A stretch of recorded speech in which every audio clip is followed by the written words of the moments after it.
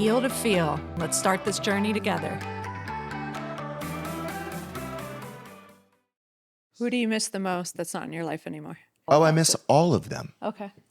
All of them. Absolutely. Like they wouldn't be my friends if we didn't have so much fun together. I mean, you could go from, Jenny to Heather McDonald to, Brandy and Julie to Megan. I mean, I miss all of them.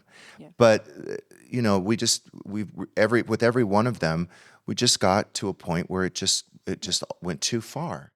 Hello, Jeff and Shane. Welcome to Heal to Feel. Hello. Seriously. Hey. We're so happy to have you. It's kind of weird because we're like in opposite He said teams. teams. He said we're we're kind in of teams. teams, but I'm used to Jeff leading the show. So are you ready to actually be the person that gets interviewed? Yes, I've been interviewed before, so Okay. I think I can do it. Well, I've listened to some and it gets flipped around pretty easy. Okay. Well, that might happen. So I doubt it. for all of you tuning in, especially Jeff's audience, we are going to have Scary Sherry on in the next segment. First, we're going to grill Jeff. And then after, we'll bring on Scary Sherry for some readings. You'll finally get to see her face. So that's coming soon. Do we mean interview Jeff, not grill Jeff? Yeah, we No, mean I have a great mean- conversation. Listen, with this Jeff. is the first time I'm using cue cards. So I actually have questions that I'm prepared for because, listen, you're on the radio. You tell us every day about your life. We know everything that goes through your head, how you speak. There's some maybe that you haven't addressed. Maybe you have, but I wanted to ask you specific questions. So you're the first guest I've written it down for. Well, you can pretend like you don't know the answers because we're close friends and you pretty much know everything, but you can pretend like... I do. Some of them I don't, though. Okay. Some of them I don't. Okay. And also, Shane, thank you for being here. Shout out Heal to Feel. There is no Jeff without Exactly. Shane. He's the best. Yes. Okay. So, Okay. first question for you. Oh, okay. I don't know if people know this, but Jeff never intended to be famous. Actually, his brother wanted to be famous. Yeah, Todd. But can you tell us how it happened? I just one of those people that literally was discovered. And it was not anything that I was looking for or angling for. I was very happy and fulfilled in my business. I was flipping houses full time. And I always say it was like flying to me because I loved it so much. And this was prior to the market changing. But my assistant at the time was very interested in being on TV and pitching a show. And she had aligned herself with a production company. And they did a teaser reel about her life. But she worked for me. So I agreed to be on it reluctantly. It took some convincing, but I agreed to be on it. And then the network or the production company saw me on the tape. And then they came to me and said, we'd like to do a show about your life. I just want to know what you were doing in the background of that tape. Well, so it was my ex-assistant and her husband, and they both were working for me. So, I've talked about this before. I was not the most self-aware person in the world. So I didn't see what they saw until it aired. And then I was like, oh, okay, now I know why they want to do a show. But, I've always been kind of an eccentric guy. Definitely have grown, matured, mellowed. But at the time it was, I was a pretty intense guy. But I was their boss. So it was the backdrop of my office. I was the villain. Love it. I didn't know I was going to be the villain, but I was the villain. When did you find out? When it aired. And I started receiving all of the emails. We didn't have Instagram then, but I started receiving all the emails and then reading the reviews. And then after 2 weeks of that and just spiraling, I just stopped reading everything. And now I live my life in a complete bubble, and it's bliss. You have to. Yeah, I don't pay attention to You almost enjoy when people call in with criticism. It's like it like fuels you. You love it. It's strange. I don't know why. I think initially I did not like the criticism for many, many, many years. Now I've gotten to an age and a place where I just really don't give a fuck. And so I truly don't. And I think what's very important to me is my friend group and my family. And that's really what I care about. And I'm not concerned I always say like everyone likes to be liked. I like to be liked, but it's impossible to be liked by everyone, especially someone with my kind of personality. Yeah. Because and I don't and I don't mince words, and I say how I feel. I've always been that way as a kid. How did you change your thought process from caring too much to saying, I don't care? What was it, your support system? How did you make that shift? I think what happened was literally at this point in my life, there is nothing that can be said that it hasn't already been said. So it's all the sting of it when it happens. It's like it hurts and it stings and it hurts and it stings, and then it's like, oh, you're saying that again, you're saying that again, you're saying that again, and then you just become just kind of, I mean, not completely immune, but I am resistant. I do have a very thick skin at this point. But also, I think if you're always being yourself with everybody, not everyone's going to like you. Like, it is what it is. You have to get used to that. Well, and Shane, you can jump in at any time. I think sometimes we want to please our audience, but we did realize is that when we try to please someone, we please no one, because it doesn't matter what we do. There's always going to be the naysayers. But I have to remind people that when you do my show, that you will absolutely. There's so many listeners, and some of them are unhappy and they get triggered easily and all of that. People get very upset when they come on my show because inevitably people are going to criticize them, and I have to remind them, like, look, we have a lot of listeners, a lot of listeners. Who cares about what 1,000 unhappy people? And they're also behind a keyboard. It's very well, and it's easy. also fucking 12 on a Thursday. Yeah. What are you doing? Yeah. Do you have a job? Okay, No, they those don't. are our people. They don't. Oh, sorry. Shit on the live listeners. Sorry. But let me ask you something. Because, Jeff, I remember when Flipping Out kind of got disassembled. It was very shocking. It was hard for you and some of the other cast. Then you got this opportunity to go into radio. Did you think you would become one of the #1 shows in America? And do you like radio versus TV? Because I, as your friend, think that obviously with TV, there's an edit and they're painting a certain picture. It's very easy. With radio, like even as your friend, I fell in love with you because I really got to see how you think. And sometimes it's outrageous but what I appreciate is you're so truthful and honest. What do you like? Which do you like better? Well, first of all, I don't know if it's necessarily it's radio, because because I think about this. What if I had done radio 12 years ago? Would it be the same? Right. No. No, I think it's me that has changed. It's not so much. I mean, yes, radio, you get to, you get more time to really explain yourself.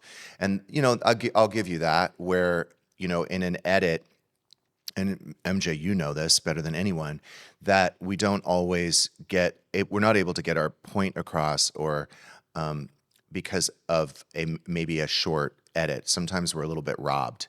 Like, I do remember there was many tantrums on Flipping Out, but I will say that most of the time I was right. It was just my reaction.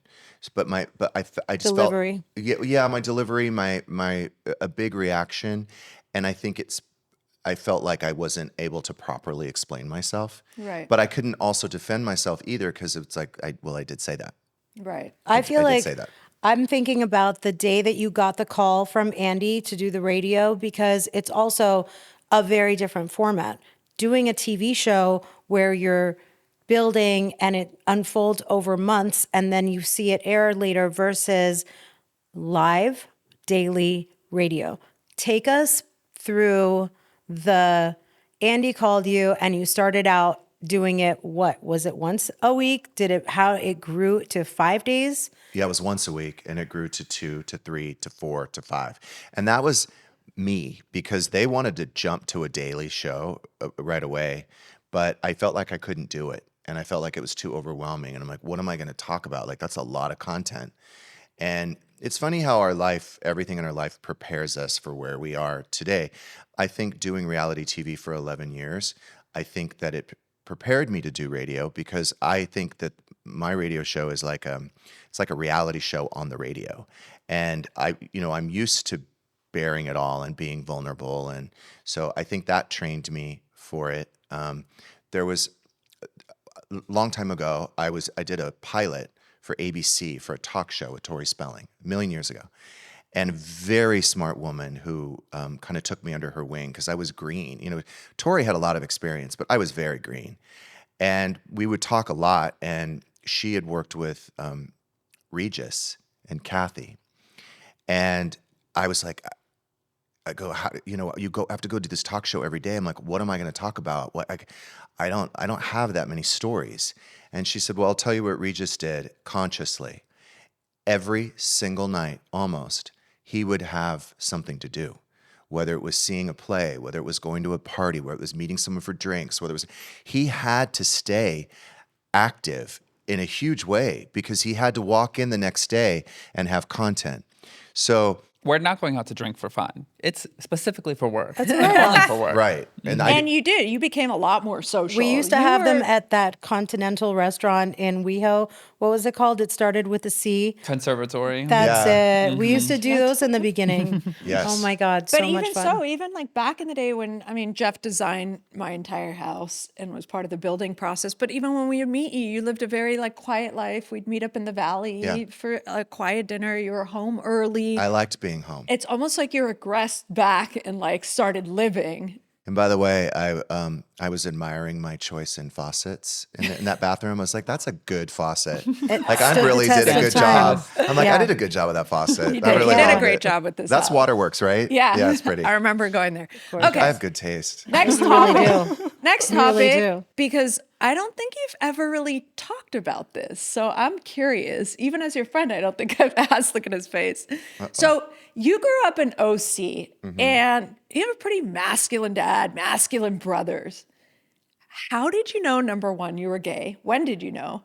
How was it, you know, coming out to two masculine brothers and masculine dad? Was that scary? What was the process? Were they accepting? Because I've never really heard this from you. I think it was very scary. I think, you know, it was a different time. Yeah. So it wasn't not accepted, but it was not as, I guess, as accepted as it is today.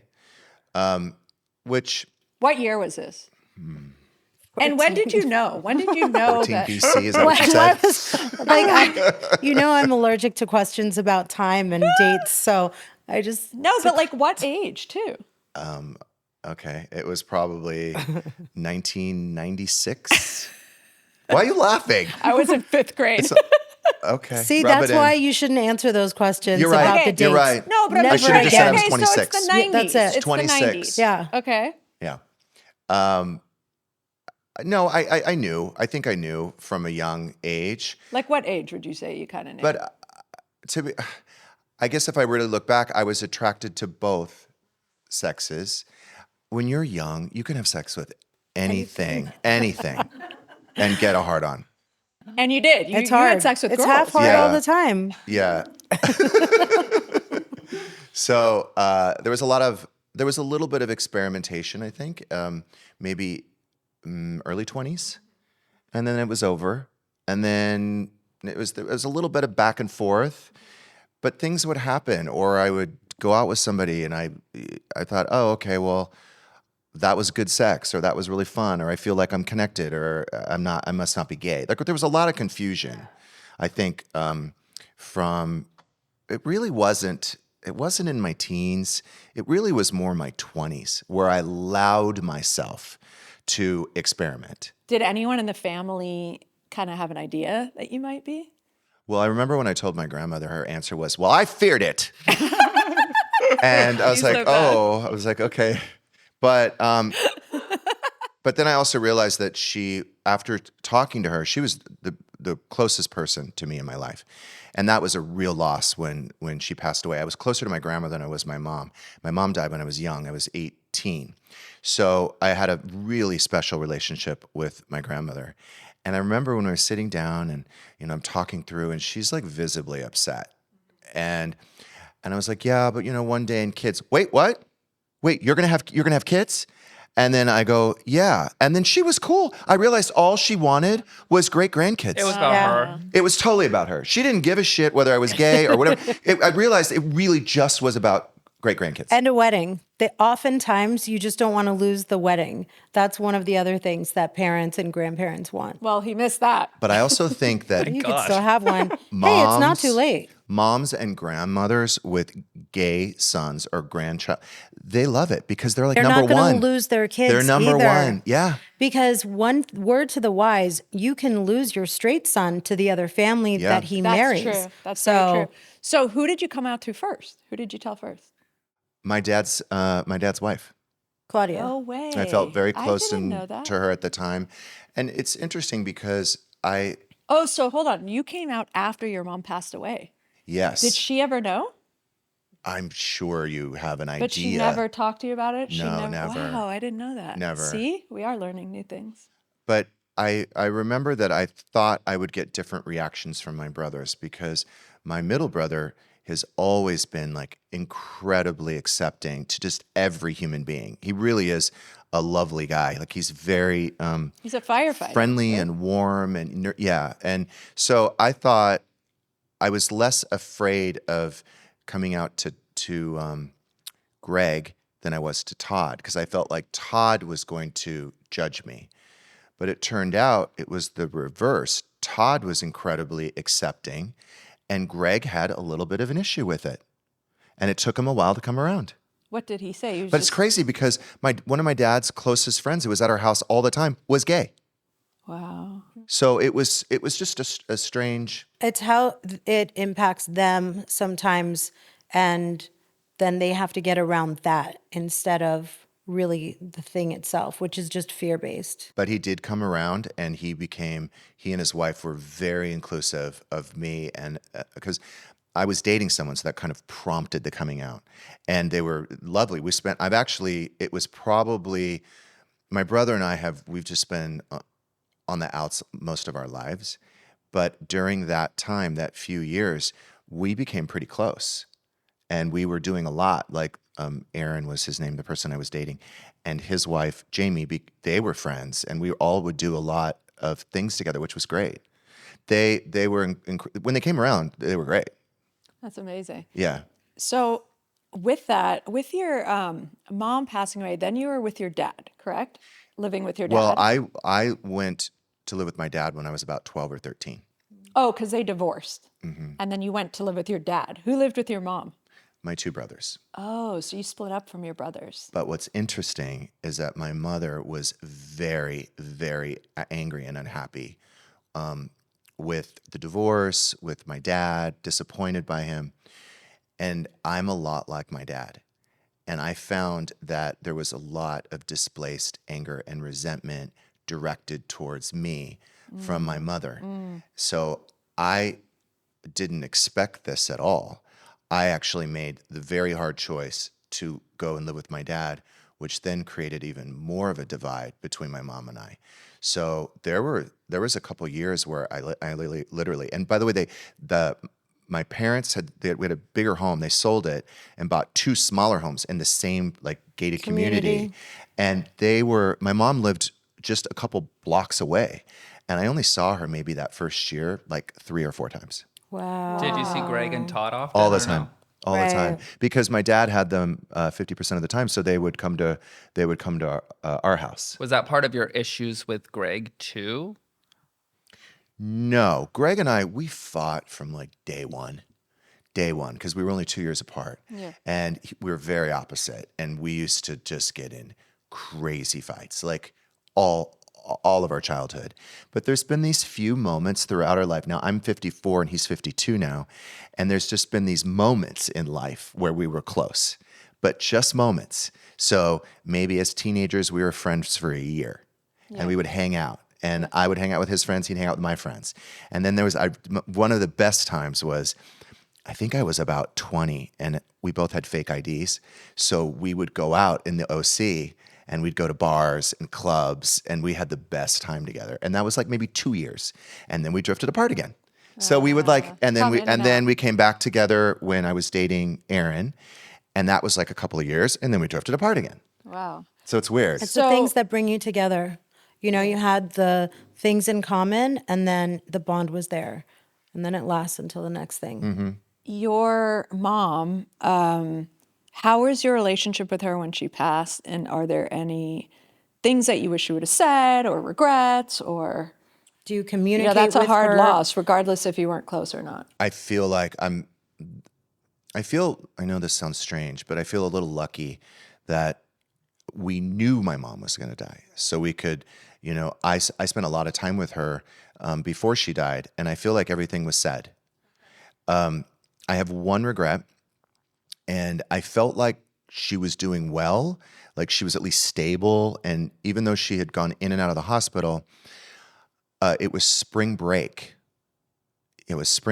And I had the opportunity to go to Mexico, and my mom had said, go. And it's interesting because while I was gone is when she passed. So, and it was crazy how I found out because I got home, and I got home from Mexico, and I picked up the phone to call the hospital because she was always in and out of the hospital. And they said, she wasn't home. So I assumed she was in the hospital. And I had called, and I said, can I have, Kathy Lewis's room, please? And hold on one moment. And then someone else would pick up the phone. And it's like, yeah, hi, I'm looking for Kathy Lewis's room. And then someone else would pick up the phone. And then finally, it literally took about 4 people. Someone was like, we're so sorry your mom passed away. Oh, no. And that's how I found out from some stranger at the hospital. And then I had a lot of guilt about that because I was only gone for 3 days. Should sue But that hospital. I will That's say, a lawsuit. being I don't too, think so. Yes. You should not be allowed to tell a child that their parents Well, I was passed 18. away. I guess I was an adult. Just slipped but by. Jeff, just so you can Should I lie and clear- say 17 so I could sue? Yes. Patrick and Paul. Okay, Paul. Yeah. But just so you know, a lot of people I've spoken to, and all the millions of psychics, mediums I see, the soul picks exactly when they want to go. So so many times you'll hear, I went down for 5 minutes to get coffee, and my mom passed. Like a lot of the time they don't want certain people to be there, to see them go. They want you to remember them. A lot of the time they come through from the other side, and they'll look like they're 30 and beautiful, and they don't want you, maybe she didn't want you to see her sick in the hospital bed. Maybe she wants you to have a memory. She wanted you to go, her soul, so that I think that you wouldn't be there. That actually it makes sense to me because being so young and emotionally immature, and I don't know, that probably would have been pretty traumatic for me, more traumatic to watch her pass. That's what I'm saying. Yeah. Now with my grandmother, I mentioned this on the radio recently. Again, we're very close, and I can say this with 100% she your mom's certainty. mom? I was her favorite. Yeah, my mom's mom, and my mom was an only child.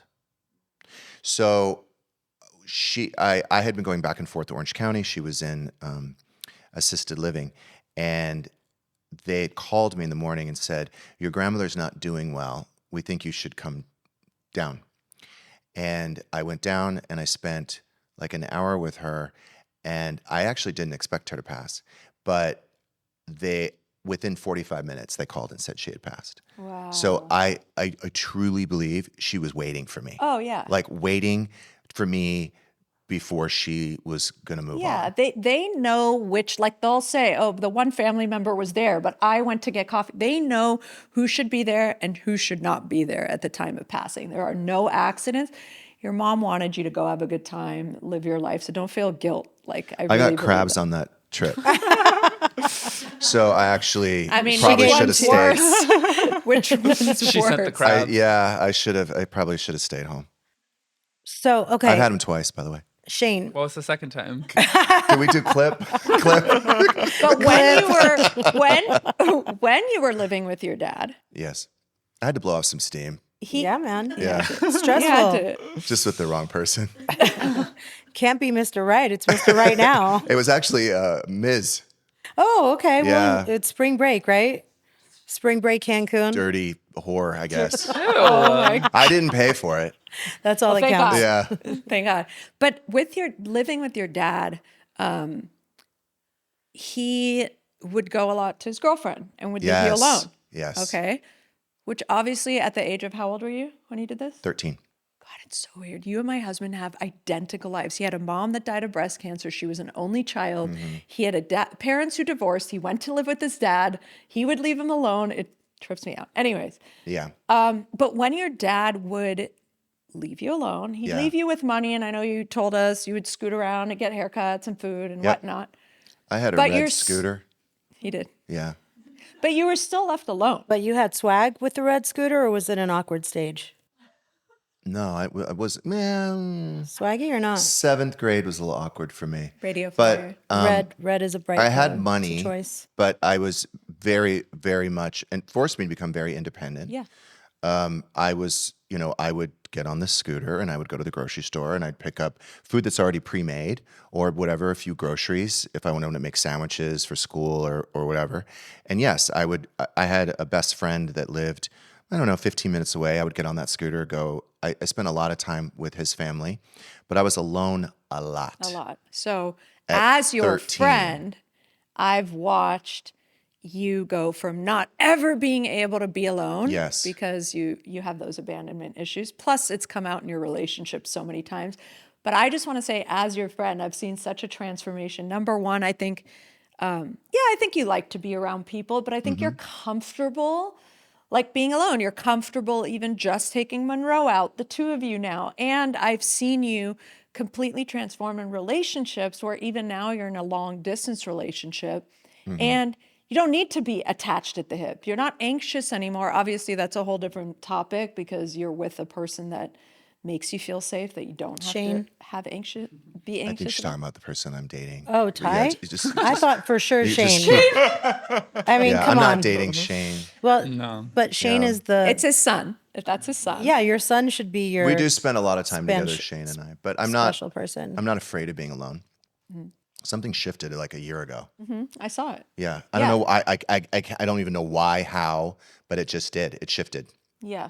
Where I was like, okay, I actually don't need to be with someone 24/7. I don't need. I think what happens, I'm sure it had a lot to do with my ex. I was so deeply hurt and wounded, and I feel like it. People are like, oh, you got to be happy with yourself, and I just, it's kind of like giggle when someone would say that, but it's really true. Like I just learned to kind of love myself, and I, for the most part, do. I wouldn't say like 100%. I have some insecurities and a little bit of self-hate, but I mostly like myself. So is the where your dad was when you were at home a lot? Was it at work? Was he socializing? Or what did that make any difference? Having you come to peace with it? Was it anything you retraced and had something click for you? I've always been a proponent for therapy, and I would actually ask to go as a kid. Like I wanted to go. I wanted somebody to confide in, and so I think therapy probably helped me a lot because even as a young adult, I still electively went to therapy. Not consistently or frequently, but I would feel like, okay, right now I need a little help. So I think there was a time where I had deep resentments towards my father. And I think with therapy and time, I realized, and you have to understand, like with Trevor, Trevor will get lots of hall passes with me because I feel like I do very much relate to his situation. My dad did not have an easy childhood either. So I realized that he did the absolute best he could do, given the circumstances, given his emotional bandwidth. I think he's more evolved now, but I think he probably could have used some therapy. But that's huge to be able to look at it from a different perspective because we all hold resentment. And at the end of the day, I think our parents, not all, but a lot of them do the best they could do with the tools they had. Yes. They come from different generations. They didn't have all the information we know. And everything that comes out of my mouth, I'm like, did I just traumatize my child for life? Like, you're so careful now in how we're shaping our kids because of what we know. So I think being able to see that and forgive your dad is huge. Also, you have to realize that when you look at it at a different perspective, there are things that used to annoy the shit out of me that I now realize that's how he shows love. So he lectures me a lot, and it's kind of like always the same stuff. And I realize, like, okay, just don't react, Jeff. This is how he's showing his love. Like, this is how he cares. He wants me to, Pay less taxes. God, he's so Yeah. obsessed with taxes. And I don't even Nice. like having money conversations with him Yeah, it's because, stressful. I've told MJ before, like, he just terrorizes me over, you're paying too much taxes. You need the write-offs. You got to do this. You got to do, I mean, he really drives me crazy, but I know that it comes from love. But you're number one. I mean, besides Monroe, like work is huge for you. It's such a priority. I mean, I Yeah. said to you as your friend, Jeff, have you ever taken a vacation that is not work related? And you're like, you just started doing it because of Didn't you Monroe. love doing the show in Cabo? Right. That was so fun. That was fun to Was listen he to the too. one who instilled that? Like work? Because Oh, yeah. that you can see is instilled in your For brain. sure. All three of us, Yeah. actually, my two brothers and myself. Oh, I wanted to tell you back to that talk show pilot that I did. So when I went back to radio, I was like, God, I got all this content. I got to go out and start doing things. So people would invite me places and I'd be like, I fucking don't want to go. I'd rather just sit home and watch Netflix, open up a bottle of wine. But I'm like, I got to go because I got to have something to talk about tomorrow. And then sure enough, like I had a great time and I'm glad I went. But the radio has got me out and it's putting me in situations that I normally would not do. That and then my daughter, because the trips and things, yes. I don't think I would travel as much if I didn't have Monroe, but I want Monroe to experience different things. Yeah. I want her to have a great, spring break and a Christmas break and all those kind of things. So I do, between content for the radio and Monroe, I'm socializing a lot, way more than I would normally. I love that. So I wanted to read you something because I feel like you actually check off a lot of these except for one, which I think is so funny. So there are the top 5 regrets that people who are on their deathbeds have. Okay? I'm going to read you the 5. The first one is courage to live a life that's, hold on, let's see what it says. Oh, courage to live a true life to myself, not what others expect of me, which I feel like you do. Yeah. Okay. Number 2, this is the only one that I think, it says, I wish I hadn't worked so hard. Every male patient says that on their deathbed. Number 3, I wish I had courage to express my feelings. Okay. You do that on a daily basis. Number 4, I wish I had stayed in touch with my friends, but like old friends, they say, like people they have grown kind of with that have lost touch. And number 5, I wish I'd let myself be happier. What I will tell you is that I'm sure I've thought about all of those things, but I'm not waiting to be on my deathbed to do that. So I've considered all of those things, but years ago. So there was a time where I felt like I worked too hard. There was a time where I felt like I've lost touch with friends. I don't feel that way anymore. I really am, I take the second half of my life, I don't know if it's a half. I'm taking the next 5 years. 25. And I very much think about how I want to, however long I have here. I honestly feel like you just started your life a couple years ago, like in Maybe. a good way, like you're living, you're Well, having fun, I feel like I really lived a fun, great life until like my 20s, my late 20s, when I had to get serious about career and work and money. And then I feel like I lost myself. I lost myself for many, many years. How would you say having Monroe has changed you? Oh, it's changed everything. It's changed everything. It gave me, I feel like it gave me a purpose. She is really, truly the number one priority. I think every single day, Shane, we talk about Monroe, and we are very Monroe-centric. Of course. No, everything is scheduled and She's your lit sister, for her. Shane? Your little My sis? actual sister. Yeah. She is the cutest, but she is your personality. The things she comes out with. I know. I have so many questions for you, Jeff. They're so fun. One more question, and then we're going to do the fun ones. Speaking of These aren't friendships, necessary. I have watched you have tons of friends and then go smaller, smaller, smaller. We've talked about it. If you could go back and take away the noise and everything, is there one friend, biggest regret, that you could have in your life if things had been different? Is there one person you really miss the most? So I'd have to probably go way back when, not to say I'm healthy, but I'm healthier. I'd have to go way back where my behavior or how I spoke to someone, or not controlling my temper, where I have destructed a couple of good friends, a handful, that I wish I would have handled things differently. Now I'm very, I really think things through now, and I try not to react, and I certainly don't behave the way I used to. However, I do set boundaries in my life now, and I strongly enforce those boundaries. And I feel like if somebody, a friend, disrespects me or hurts me, I always give people second chances, sometimes third chances, sometimes fourth chances. But then we get to a point where we got to move on.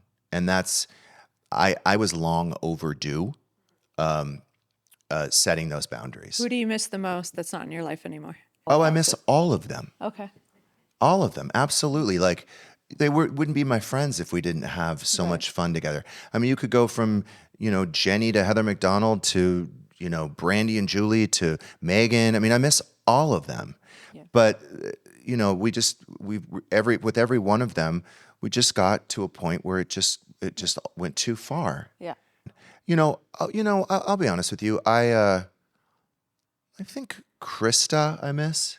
Oh, I wasn't expecting that one. Shout out, Krista. Yeah, I do, but I think it's for the best. Okay. But I don't ghost her. Like she once in a while will check in, and I'll check in right back.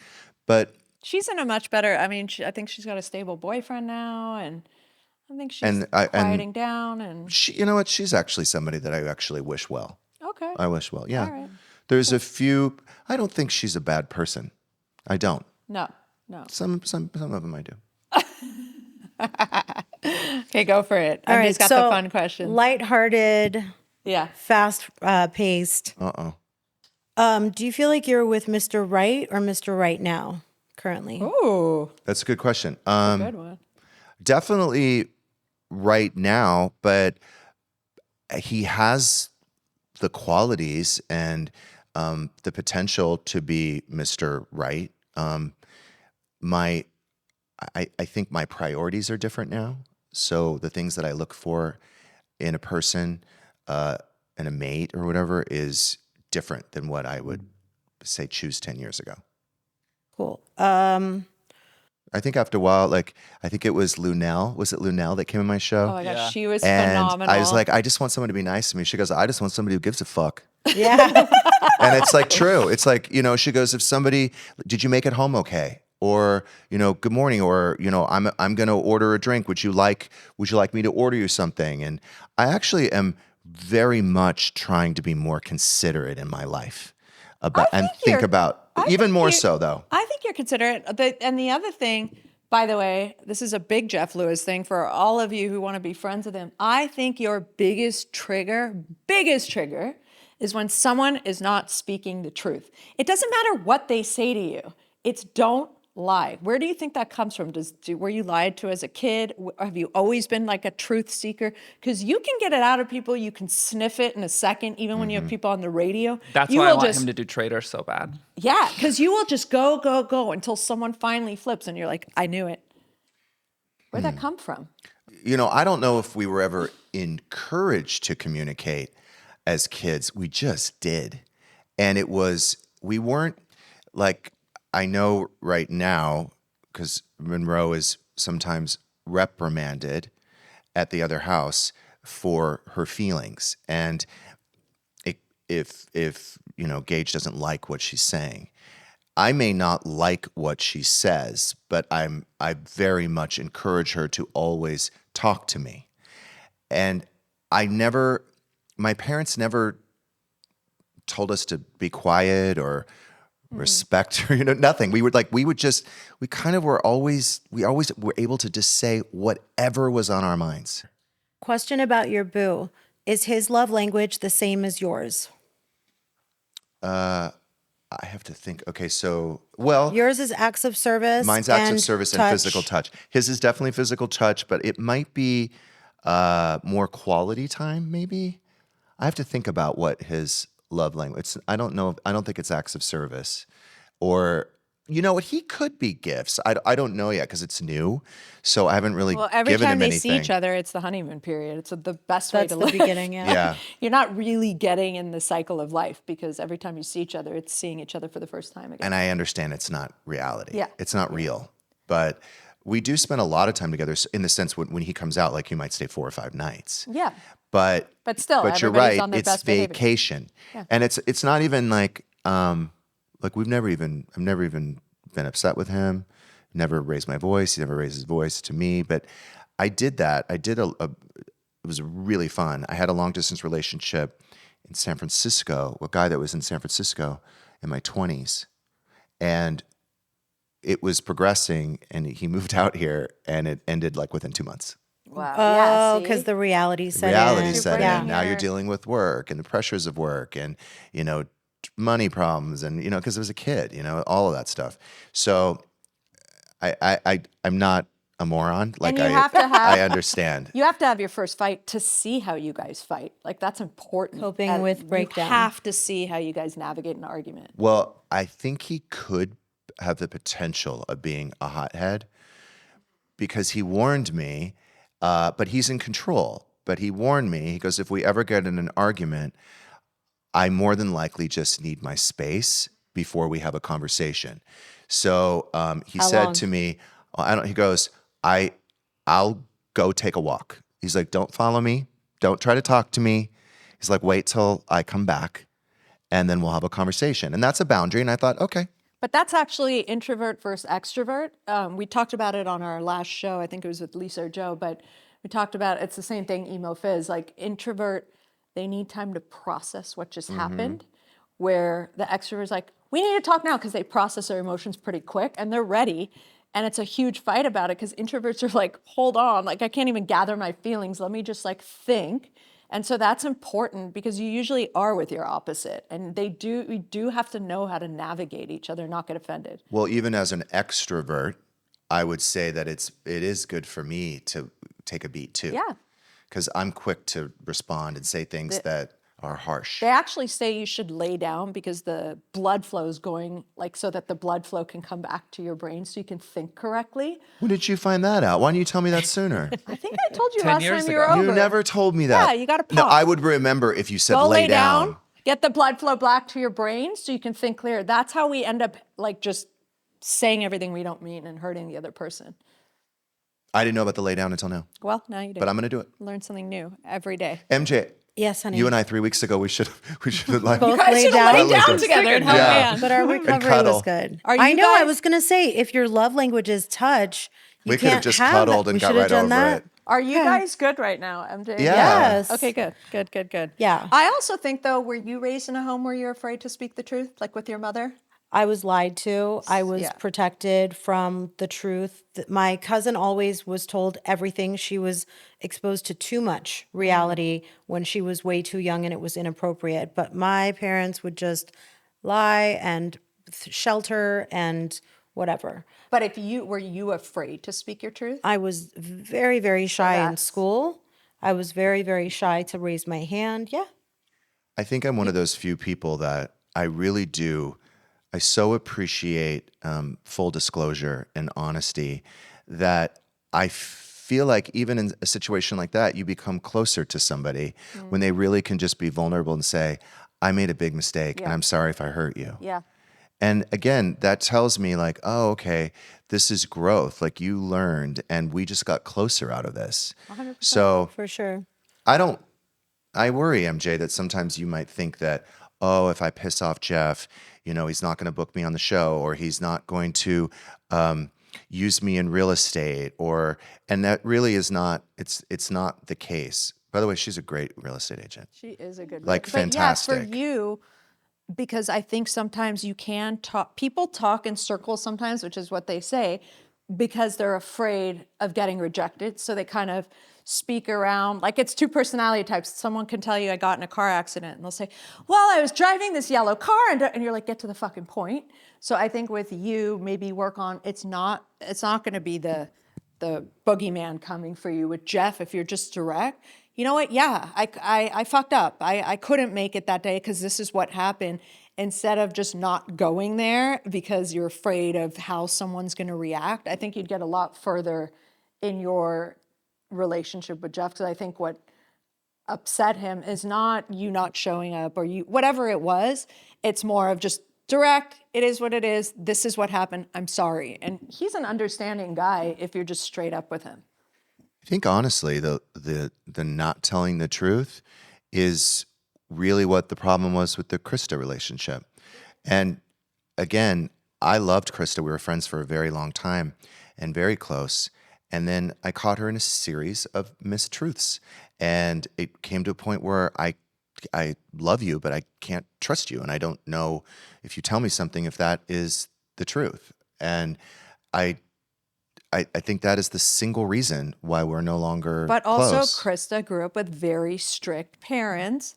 So I think just getting, I don't know, for this show, my whole thing in life is try to understand where people have come from. Absolutely. So you don't have to be friends with them, but it's not anything intentional. I think people lie out of fear, and that's not Or insecurity. Insecurity and fear, whatever it is, but it's not from, like, Krista has a good heart. You know, like, I think that just knowing that is what it is. You don't have to be close friends, but I think you know that. I think when your exaggerations or your mistruths affect the other person, Yeah.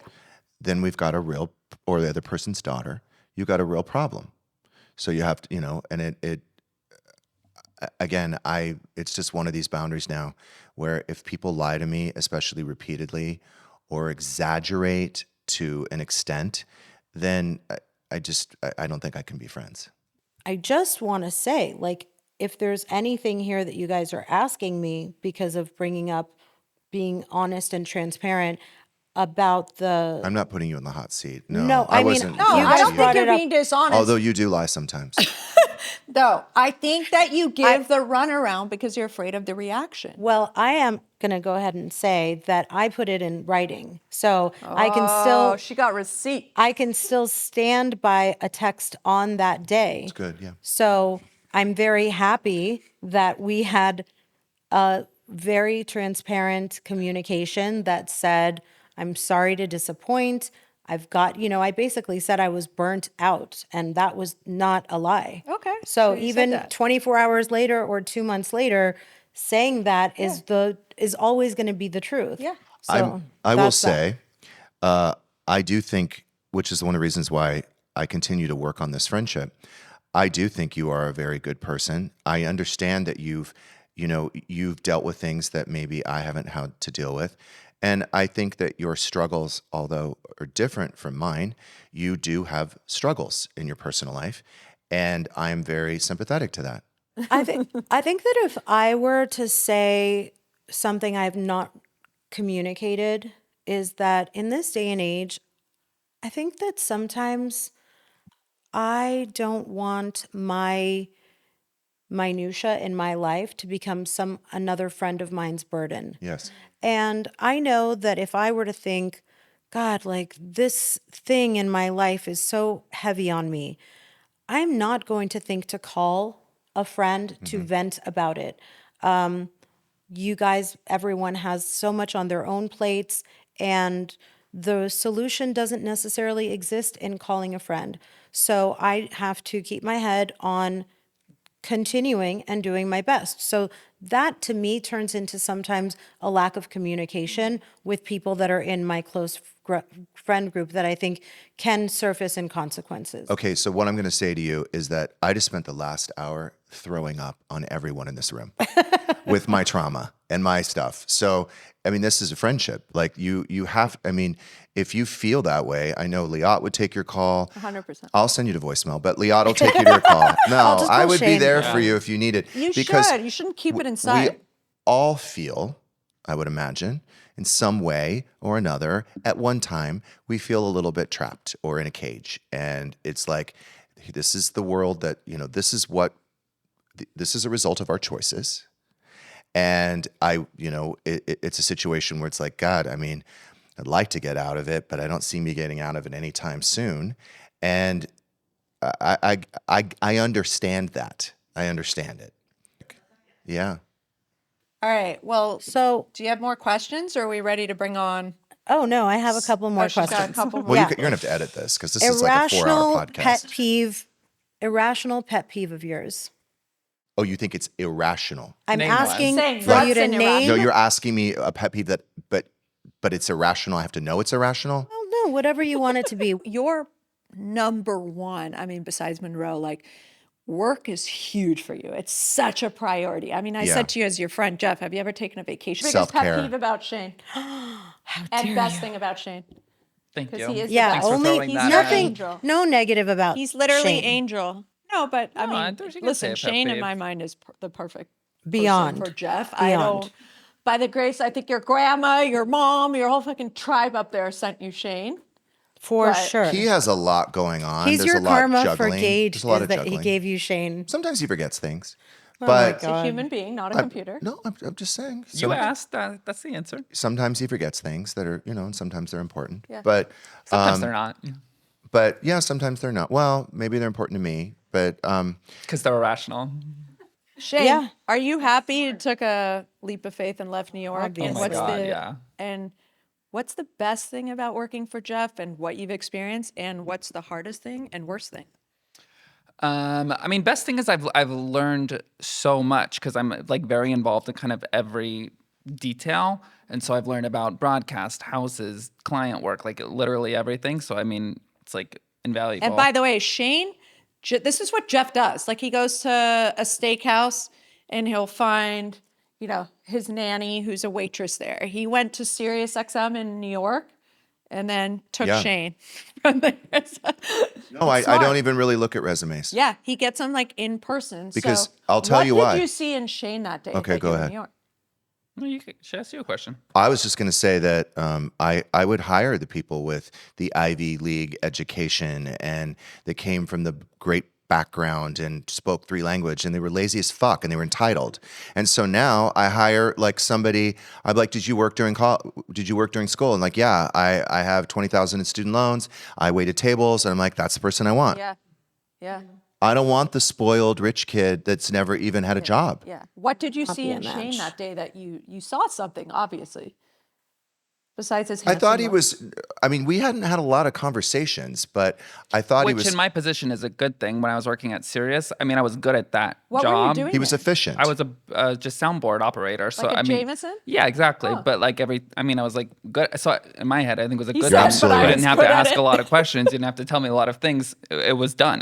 That's not a job you should be asking, having a lot of conversation with. True. So if we were to have a lot of contact, that would have been a bad thing. So you have contact with your board engineer when there's problems. There was never any problems. So he's like this cute kid. He's happy, smiley, clearly likes his job, and he was efficient, and seemed smart-ish. So I was like, okay, give him a shot. Give it You a won the shot. lottery. You hit What's the the- You're jackpot. smarter. You're smarter than I thought He's you were. so smart and Very. he's witty and he's capable. I mean, That was you a compliment. by Very the way. quick. Shane, what are the 2 most important things you've learned about working with Jeff? Like life things. Just like go above and beyond. Like whenever I ask myself, like, should I just stop? Should I stop here or like go do the extra thing? Like I know like he's gonna want you to do the extra thing, so you might as well just like keep going. And I want, because I know who I am. I know I'm strange and eccentric and maybe a little crazy. I really want you to tell me the crazy shit that drives you crazy. Yeah, tell right me the now. crazy. Tell us right the now. crazy shit. What's the most annoying thing I about Jeff? hyperfixate on things Okay. Yeah, Yeah. we know. like Rain Man. Yeah. My husband does the same. The spectrum What are the crazy things? Spectrum. or annoying. Okay, wait, crazy things. Well, I mean, I enjoy it, but we talk about like we joke about this. We talk about what we're gonna eat like as soon as we get in the car at 7:45 in the morning. That is true. We have already discussed lunch and Because it's a probably what we're control gonna thing. eat tonight. We spend like So 45 minutes your talking day. about lunch. But also, like when you were a kid, You didn't know what day to day was going to be. So now you got to, I don't know, I feel like it's a control. Thank you knowing for you're- defending me. I don't know if that's it. It's because of your childhood trauma that we talked about. Yes, Chili's it's not my already. fault. But also, It's not he my all fault. he ate was fast food as a kid, and he gives me anxiety because he was drinking a like Sunny Delight orange juice, which So is like good. may as well be eating a Milky Way, and Yeah. then he love was those eating too. a bagel. Shane, how often does Jeff take your advice when you are tossing around a should we A or B? He always takes it into consideration. Like that's his, like, he is very like dead set and like and controlling on some things, but he does get a lot of people's advice and opinions, and really, like, if he calls you and asks a question about what to do in a scenario, it's because he wants to know about that. Like, and he does Yeah. consider he it. is open-minded. I will tell Yeah. you that. The last thing I want to say, and then we're going to bring on Scary Sherry. Yay. I do believe Jeff used his lie detector abilities and like got that ex-boyfriend of yours, like got you to realize he was not being faithful. So thank Daddy Jeff, because now you have beautiful Brogan. But you have to quickly sell that Andrew? story. You have to tell that story quickly. Andrew. Yeah, Andrew. Jeff thought Oh, Shout your out. ex. Jeff also thought asshole. your. Fuck He him. thought your ex was so Bleep out the handsome. name. Okay. no, it was Scary Sherry that did it. It was. It was Scary Sherry. Oh. She She kept planted the saying seeds. in my reading that his boyfriend was cheating. Oh. And so I said to him, finally, after like the 7th time she told me, because again, readings are never really 100%, but that was something that was consistent every time I went. She's like, the boyfriend. So that's when I said to him, when he was on his way back to New York to see him, I said, check his phone. And then he busted him. You Wow, want That guy's a rat. Sherry. Thanks, Sherry. Okay, we're gonna bring on Scary Sherry, the moment that your whole audience has been waiting for. Thank you for joining us for part 1 with Jeff Lewis and Shane Douglas.